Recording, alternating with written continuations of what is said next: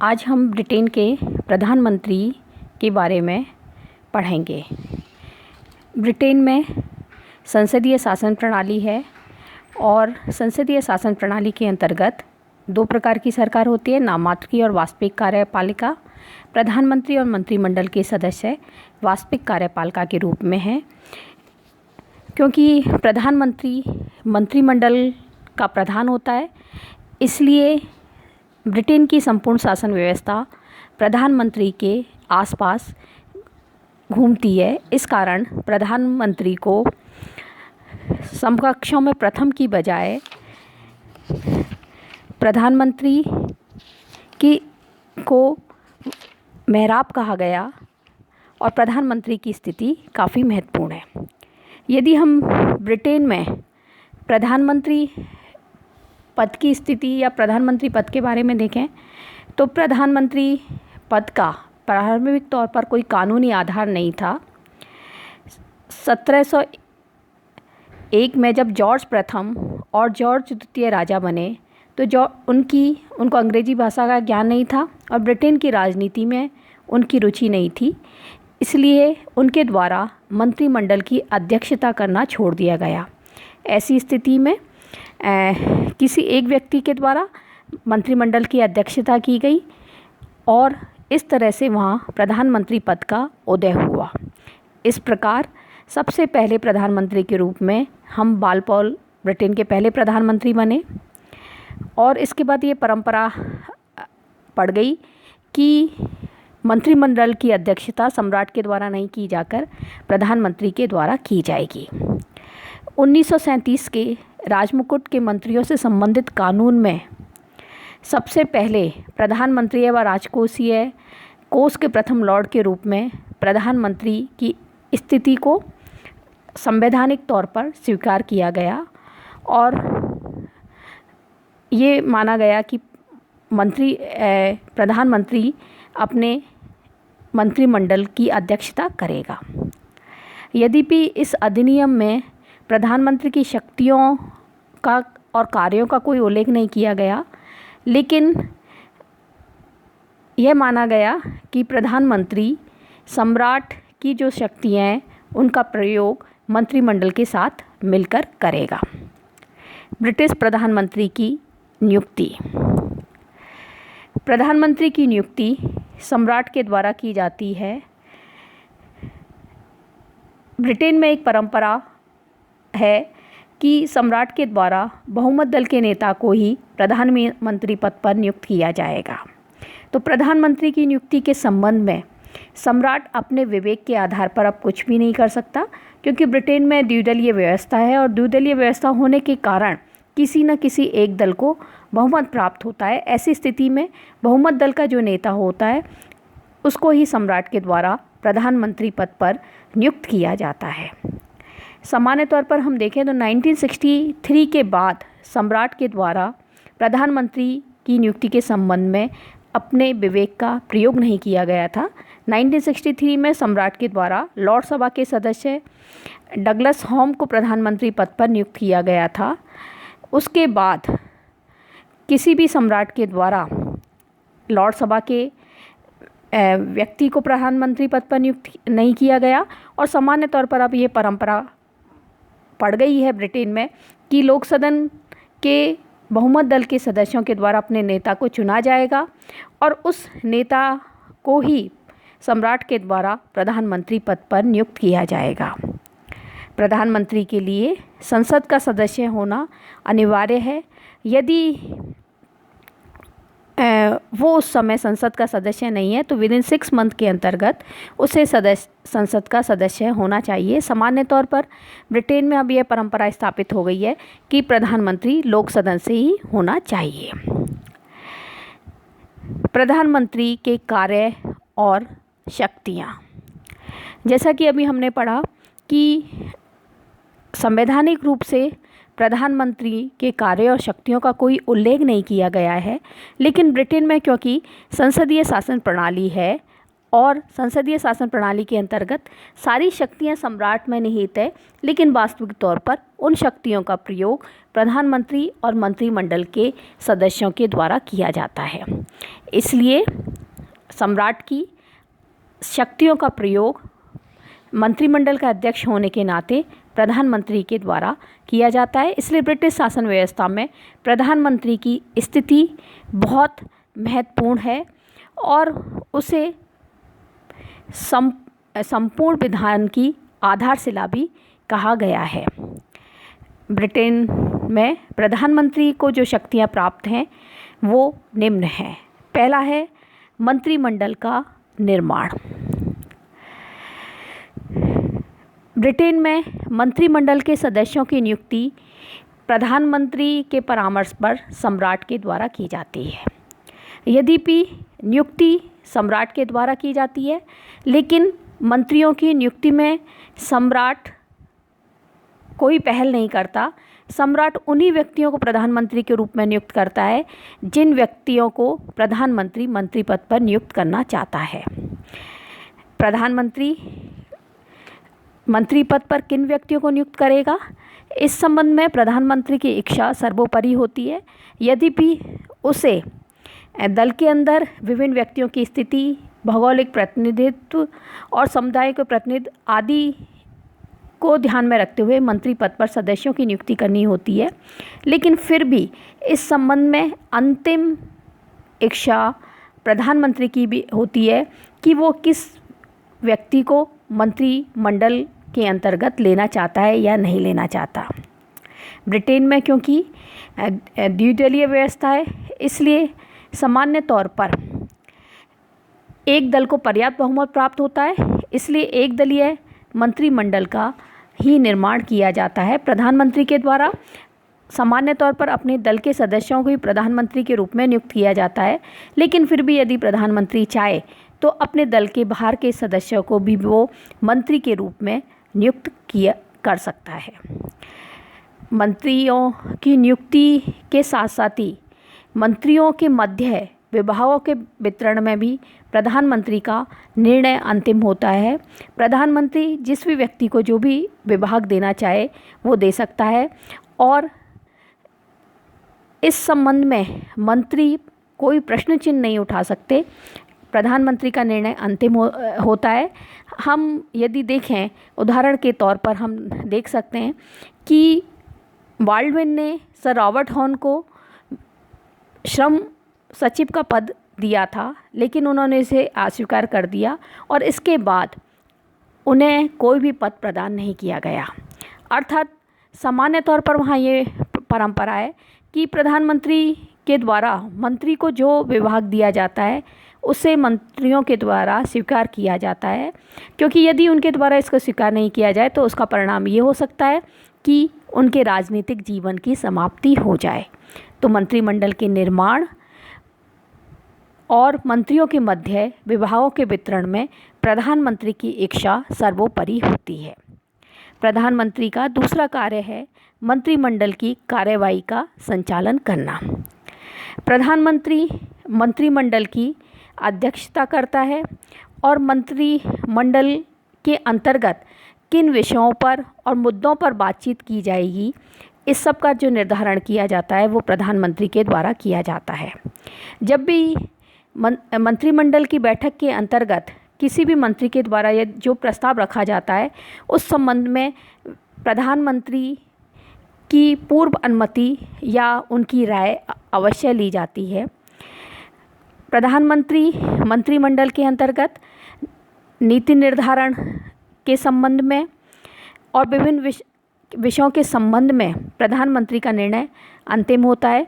मंत्रिमंडल के अंतर्गत स्वतंत्र किसी भी विषय पर स्वतंत्र विचार विमर्श की प्रक्रिया अपनाई जाती है, लेकिन किसी विवादित विषय पर मतदान के समय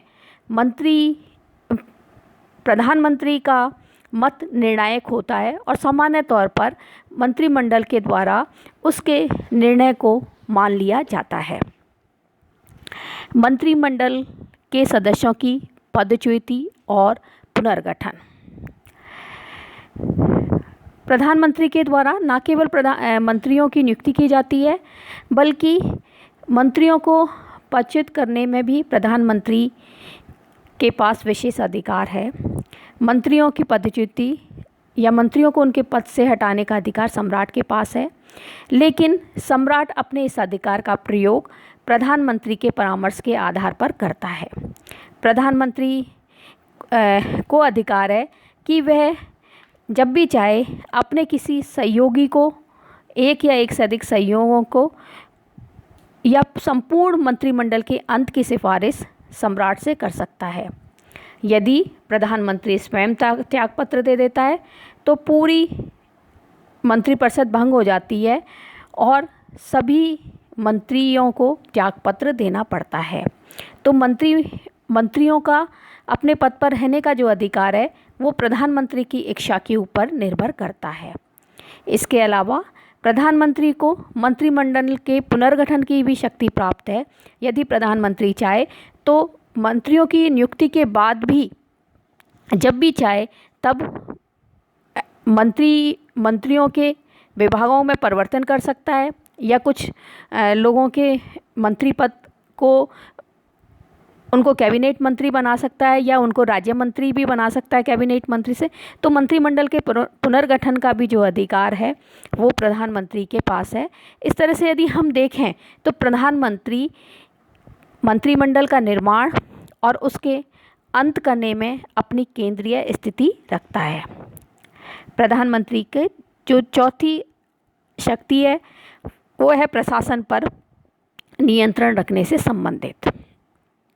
ब्रिटेन में यदि हम देखें तो सम्राट राज्य का प्रधान होता है और राज्य का प्रधान होने के नाते संपूर्ण जो शक्तियाँ हैं वो सम्राट में निहित होती हैं, लेकिन सैद्धांतिक रूप से सारी शक्तियाँ सम्राट में निहित है और व्यवहार में उसकी इन शक्तियों का प्रयोग प्रधानमंत्री के द्वारा किया जाता है।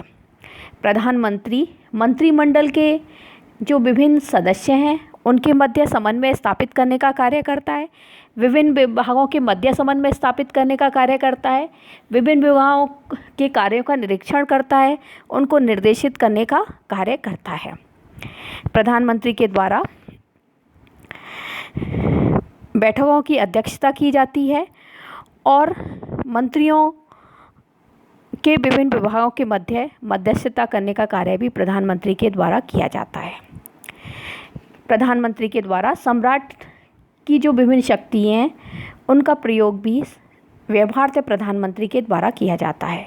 उदाहरण के तौर पर सम्राट के द्वारा महत्वपूर्ण पदों पर नियुक्ति करने का अधिकार है, लेकिन सम्राट इन राजकीय पदों पर जो नियुक्ति करता है वो प्रधानमंत्री के परामर्श के आधार पर करता है।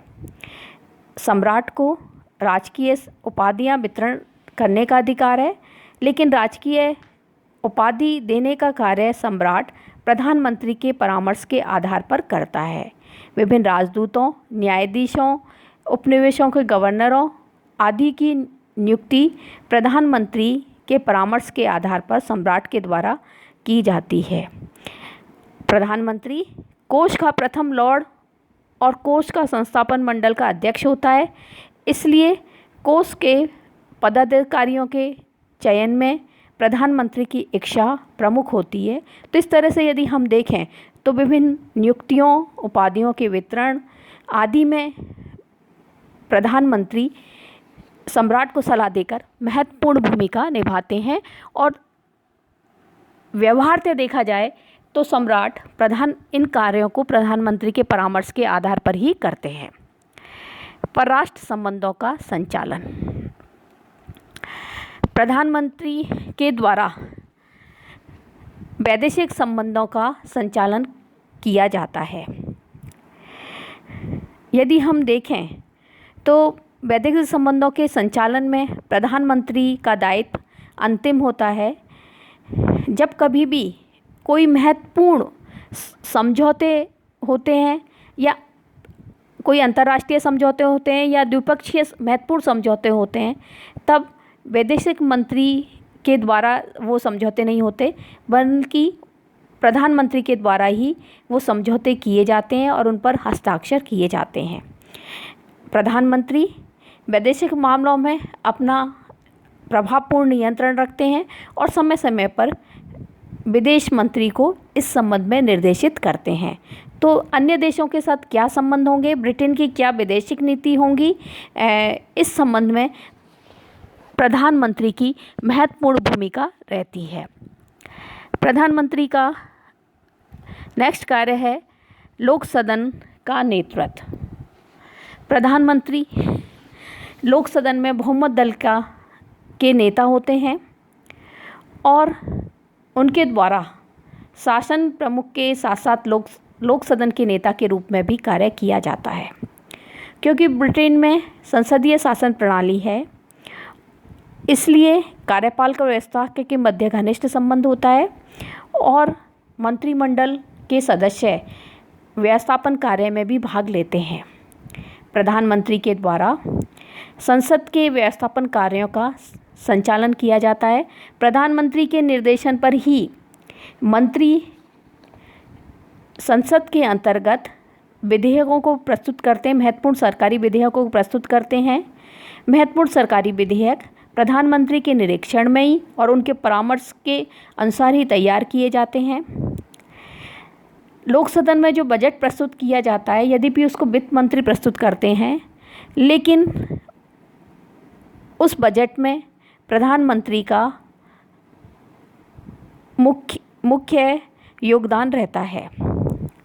संसद के अंतर्गत प्रधानमंत्री विरोधी दल के नेता से परामर्श करके संसद के समय का विभाजन करते हैं। जब कभी संसद के अंतर्गत कोई प्रस्ताव सरकार के द्वारा प्रस्तुत किया जाता है तो दलीय सचेतक के माध्यम से प्रधानमंत्री अपने दल के सदस्यों को निर्देशित करते हैं कि वो इसके पक्ष में मत देंगे या विपक्ष में मत देंगे। प्रधानमंत्री की सलाह पर सम्राट संसद के निम्न सदन लोक सदन को विघटित कर सकते हैं। तो लोक सदन को विघटित करने की परामर्श देने का जो अधिकार है वो प्रधानमंत्री के हाथ में, और सम्राट प्रधानमंत्री के निर्देश अनुसार लोक सदन को विघटित कर सकते हैं।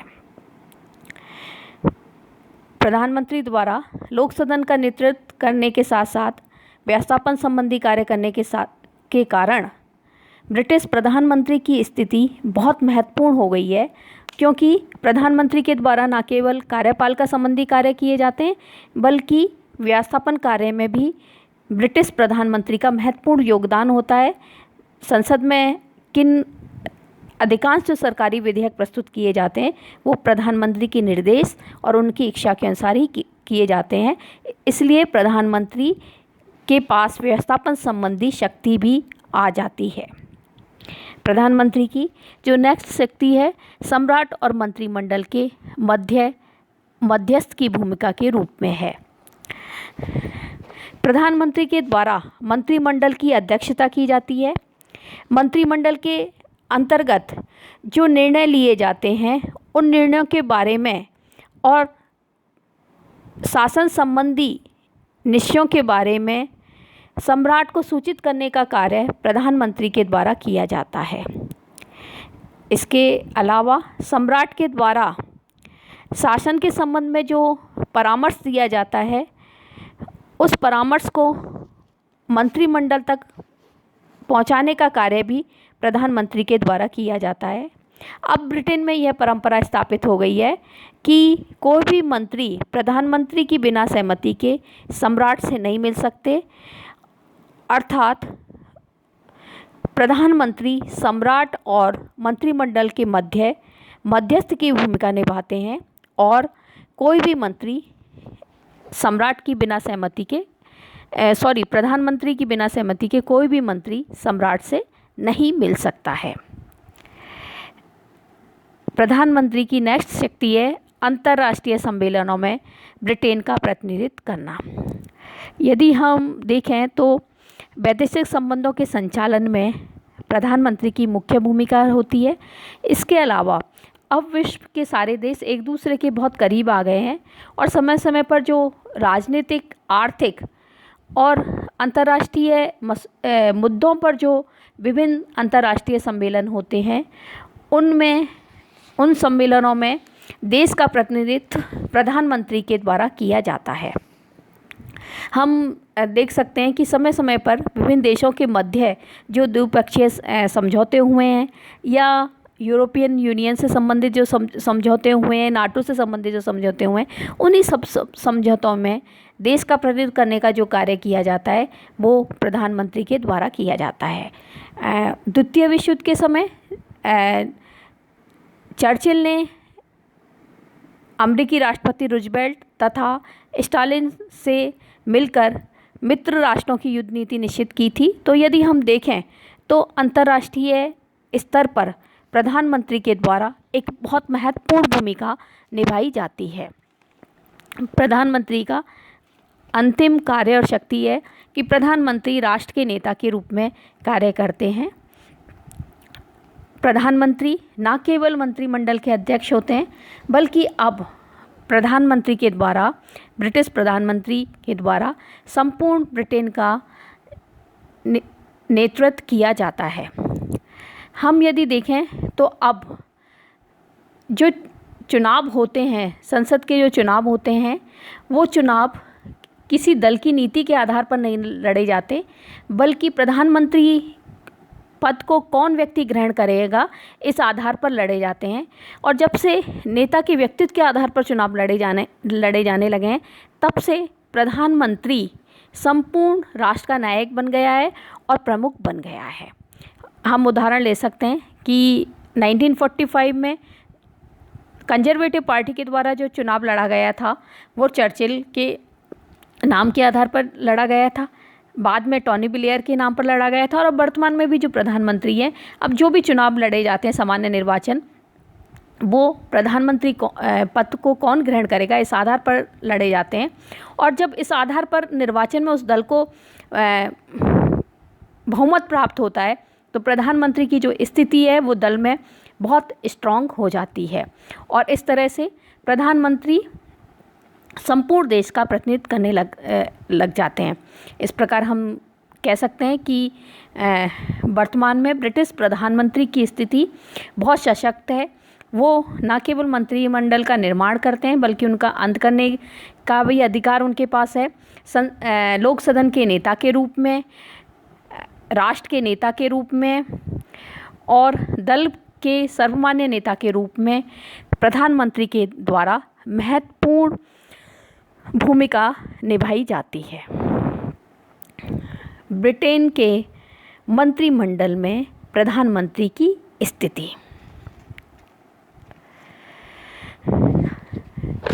ब्रिटेन में मंत्रिमंडल की अध्यक्षता प्रधानमंत्री के द्वारा की जाती है।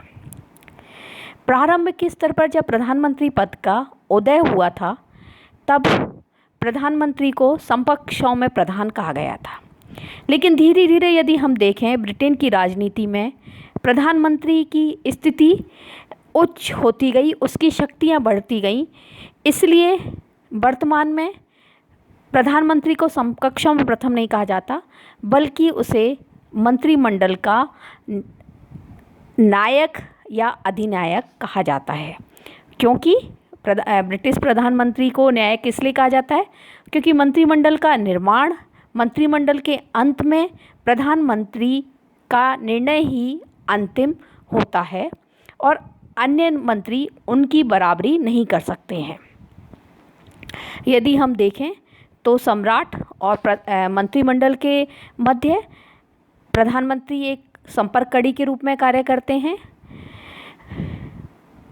मंत्रिमंडल के सदस्यों के मध्य विभाग का वितरण प्रधानमंत्री अपनी इच्छा के अनुसार करते हैं और ब्रिटिश मतदाता राजनीतिक दल की नीतियों के आधार पर मतदान नहीं देते बल्कि नेता के व्यक्तित्व के आधार पर अपना मतदान करते हैं।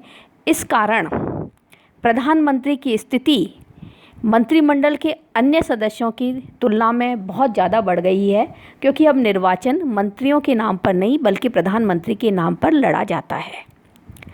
ब्रिटेन में क्योंकि द्विदलीय शासन प्रणाली है, इसलिए यदि एक दल को पूर्ण बहुमत प्राप्त होता है तो प्रधानमंत्री की शक्तियां मंत्रिमंडल के अन्य सदस्यों की तुलना में बढ़ जाती हैं, क्योंकि उस समय प्रधानमंत्री सशक्त होता है। लेकिन जब गठबंधन सरकार बनती है उस स्थिति में प्रधानमंत्री की जो स्थिति है वो थोड़ी कमज़ोर हो जाती है, क्योंकि उसे गठबंधन करने वाले व्यक्तियों पर, नेताओं पर और मंत्रिमंडल के अन्य सदस्यों पर निर्भर होना पड़ता है। तो प्रधानमंत्री की मंत्रिमंडल में सामान्य तौर पर यदि हम स्थिति देखें तो अन्य मंत्रियों की तुलना में बहुत सशक्त होती है और द्विदलीय शासन प्रणाली है तो सामान्य तौर पर उसकी स्थिति वहाँ पर सशक्त ही रहती है। प्रधानमंत्री की स्थिति को प्रभावित करने वाले निर्धारक तत्व, जैसा हमने देखा कि ब्रिटेन में प्रधानमंत्री एक सशक्त प्रधान के रूप में कार्य करता है। उसकी शक्तियां बहुत व्यापक हैं। न केवल प्रधानमंत्री के द्वारा कार्यपालिका संबंधी शक्तियों का प्रयोग किया जाता है, बल्कि प्रधानमंत्री के द्वारा व्यवस्थापन के संबंध में वित्तीय क्षेत्र में भी महत्वपूर्ण भूमिका निभाई जाती है। और इस कारण कभी कभी कहा जाता है कि ब्रिटिश प्रधानमंत्री अमेरिकी राष्ट्रपति से भी ज़्यादा शक्तिशाली है, क्योंकि उसके पास व्यवस्थापन संबंधी भी शक्तियाँ हैं और वित्तीय शक्तियाँ भी हैं। प्रधानमंत्री की जो ये स्थिति है, सशक्त जो स्थिति है, ये कुछ परिस्थितियों पर और कुछ तत्वों पर निर्भर करती है। प्रधानमंत्री की स्थिति को प्रभावित करने वाले कुछ निर्धारक तत्व हैं, जिसमें से पहला है प्रधानमंत्री का व्यक्तित्व। प्रधानमंत्री पद की स्थिति इस पद को धारण करने वाले व्यक्ति के व्यक्तित्व पर निर्भर करती है। जब कभी भी ब्रिटेन में प्रधानमंत्री पद पर कोई ऐसा प्रभावी व्यक्तित्व वाला प्रधानमंत्री रहे, तब यह पद काफ़ी प्रभावशाली बन गया। उदाहरण के तौर पर हम सर रॉबर्ट पोल, लॉयड जॉर्ज और विंस्टन चर्चिल का उदाहरण ले सकते हैं। इनका व्यक्तित्व बहुत प्रभावशाली था, इसलिए जब ये प्रधानमंत्री पद पर रहे तो ये बहुत सशक्त प्रधानमंत्री के रूप में इन्होंने कार्य करा। जबकि एटली और बाल्डविन जैसे प्रधानमंत्री, जो कि सहयोगियों पर अपना प्रभाव स्थापित नहीं कर पाए, वो इतने सशक्त प्रधानमंत्री के रूप में उन्होंने कार्य नहीं करा। तो प्रधानमंत्री की शक्तियाँ और उनकी उच्चता इस चीज़ के ऊपर निर्भर करती है कि प्रधानमंत्री पद का जो धारण करता है उसका व्यक्तित्व कैसा है। दूसरा, प्रधानमंत्री की स्थिति को प्रभावित करने वाला दूसरा तत्व दलीय स्थिति है। यदि ब्रिटेन में क्योंकि द्विदलीय पद्धति है तो सामान्य तौर पर एक दल की सरकार बनती है जिसको कि पूर्ण बहुमत प्राप्त होता है। यदि एक दलीय सरकार होती है और उस दल को, प्रधानमंत्री के दल को लोक सदन में पूर्ण बहुमत प्राप्त है, तो ऐसी स्थिति में सामान्य तौर पर प्रधानमंत्री को सर्वोच्चता की स्थिति प्राप्त हो जाती है, क्योंकि लोक सदन में उसको बहुमत प्राप्त होता है। इसलिए व्यवस्थापन क्षेत्र में और वित्तीय क्षेत्र में वो जिस तरह से भी चाहें अपनी शक्तियों का प्रयोग कर सकते हैं। लेकिन जब गठबंधन की सरकार बनती है उस समय में प्रधानमंत्री की जो स्थिति है वो कमज़ोर हो जाती है। तो प्रधानमंत्री की शक्तियाँ और उसकी स्थिति दलीय स्थिति के आधार पर निर्भर होती है। तीसरा, प्रधानमंत्री की स्थिति को निर्धारित करने वाला तत्व तत्कालीन परिस्थितियाँ हैं। यदि कभी कोई प्रधानमंत्री पद का धारक है और उसके समय कुछ ऐसी सामाजिक, आर्थिक या राजनीतिक परिस्थितियाँ आई हैं, वो परिस्थितियाँ उसको प्रभावी बना देती हैं। उदाहरण के तौर पर आर्थिक मंदी के समय या प्रथम और द्वितीय विश्व युद्ध के समय जब भी कोई ऐसे संकट काल की स्थितियाँ आई, तब प्रधानमंत्री के हाथ में ज़्यादा शक्तियाँ आ गई, क्योंकि संपूर्ण देश उनके तरफ देख रहा था और संसद के द्वारा भी ऐसे समय पर, ऐसे संकट काल के समय प्रधानमंत्री को बहुत ज़्यादा शक्तियाँ प्रदान कर दी गई। और ऐसे समय में चर्चिल, द्वितीय विश्व युद्ध के समय चर्चिल थे, तो उनके द्वारा बहुत शक्तिशाली प्रधानमंत्री के रूप में कार्य किया गया। तो जब कभी भी ऐसी संकटकालीन स्थितियाँ आती हैं तो प्रधानमंत्री पद पर जो व्यक्ति है उसके द्वारा एक सशक्त शासक के रूप में कार्य किया जाता है। तो प्रधानमंत्री की क्या स्थिति होगी, इसमें ये निम्न तत्व बहुत महत्वपूर्ण भूमिकाएं निभाते हैं।